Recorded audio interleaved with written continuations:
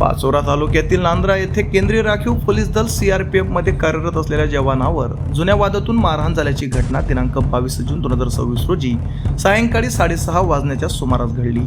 या प्रकरणी 4 जणांविरुद्ध पाचोरा पोलीस ठाण्यात विविध कलमान्वये गुन्हा दाखल करण्यात आला आहे। फिर्यादी कोमल पाटील व 31 राहणार नांद्रा तालुका पाचोरा यांनी दिलेल्या तक्रारीनुसार ते सध्या सीआरपीएफ मध्ये कार्यरत असून छत्तीसगड येथून बदली होऊन भोपाळ येथे नियुक्त झाल्यानंतर सुट्टीसाठी गावी आले होते। दिनांक 22 जून रोजी सायंकाळी नांद्रा बस स्टॉपवरील अमोल तावडे यांच्या कोल्ड्रिंक दुकानासमोर मोटरसायकल लावून उभे असताना मागील वादाच्या कारणावरून अमोल तावडे, प्रशांत तावडे, स्वप्नील तावडे आणि प्रताप तावडे यांनी शिवीगाळ करत लाथाबुक्क्यांनी मारहाण केल्याचा आरोप फिर्यादीने केला आहे।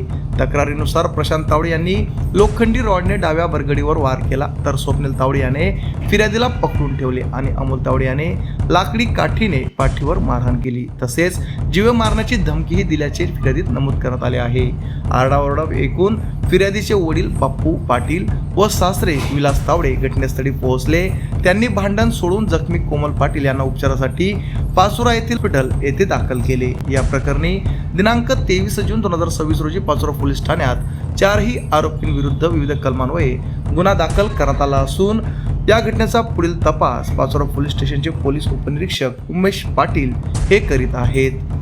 आमच्या चॅनलला लाईक करा, सबस्क्राईब करा, बेल आयकॉनवर क्लिक करा आणि शेअर करायला विसरू नका।